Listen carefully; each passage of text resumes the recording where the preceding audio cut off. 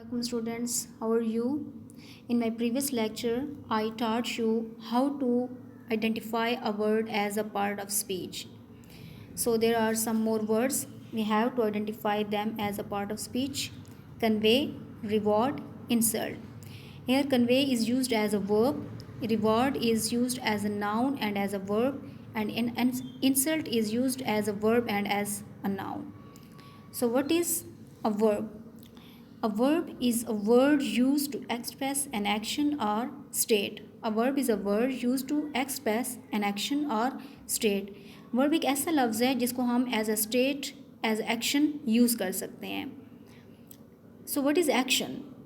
Action क्या होता है? एक्शन जिसके अंदर एक फ़िज़िकल एक्टिविटी होती है, जिस्मानी मूवमेंट होती है, जिसके अंदर वो एक्शन होता है. व्हाट अ पर्सन और thing does. For example, Alisha laughs, सना कुक्स. अब यहाँ पे लाफ्स और कुक्स ये दो वर्ड ऐसे हैं जिसके अंदर एक्शन यूज़ हो रहा है, जिसके अंदर मूवमेंट हो रही है. तो जहाँ पे मूवमेंट हो, जहाँ पे एक्शन हो, वो क्या होता है? वर्ब होता है. लेकिन वर्ब के अंदर एक्शन होता है, स्टेट नहीं होता. So next is state.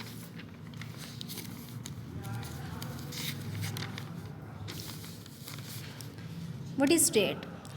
What a person or thing is, it describes a status or quality. यानी किसी भी शख्स की या चीज़ की क्वालिटी को, उसके स्टेटस को डिस्क्राइब करता है. और ये विदाउट ing यूज़ होता है, यानी इसके अंदर ing नहीं होता. फॉर एग्जांपल, एक्शन के अंदर laugh laughing, cook cooking, play playing, उसमें ing यूज़ हो सकता है, लेकिन इसमें ing यूज़ नहीं होता. It is without ing. I have a pen. Here have is a state. यहाँ पे ये हैव है तो वर्ब, लेकिन वर्ब के अंदर स्टेट है. Next is you are a good girl. अब यहाँ पे are is use as a state. I am a teacher. यहाँ पे एम जो है ये भी एज अ वर्ब यूज़ हुआ है, लेकिन वर्ब के अंदर क्या है? स्टेट है. So we have some words: convey, reward and insult. Convey, please convey message to him.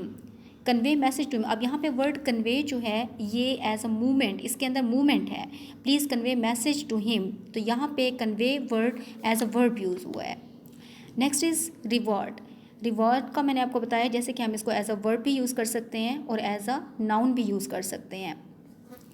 तो यहाँ पे सबसे पहले हम इसको रिवॉर्ड को एज अ नाउन यूज़ करेंगे. You deserve a reward for being so helpful.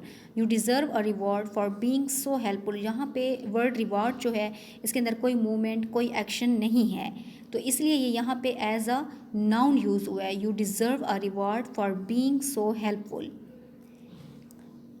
So now we have to use it as a verb. My patience was finally rewarded. My patience was finally rewarded. अब यहाँ पे word rewarded use हुआ है, तो rewarded के अंदर एक movement है, एक एक्शन है. सो यहाँ पे वर्ड रिवार्ड जो है वो एज अ वर्ब यूज़ हुआ है. Next is insult. इंसल्ट को भी हम एज अ नाउन और एज अ वर्ब दोनों के लिए यूज़ कर सकते हैं. A crowd was shouting insults at the police. अब यहाँ पे वर्ड इंसल्ट्स के अंदर कोई एक्शन नहीं है, तो इसलिए यहाँ पे इंसल्ट जो है ये एज अ नाउन यूज़ हुआ है. Insult as a verb. She insulted him. Insulted, अब इंसल्टेड के अंदर यहाँ पे एक एक्शन यूज़ हुआ है, तो जैसे कि मैंने आपको बताया कि जहाँ पे एक्शन हो, मूवमेंट हो, तो वो क्या होता है? वर्ब होता है. Insult, she insulted him. अब यहाँ पे इंसल्टेड वर्ड जो है वो एज अ वर्ब यूज़ हुआ है. I hope now you are able to learn how to identify the word as a part of speech. Thank you so much.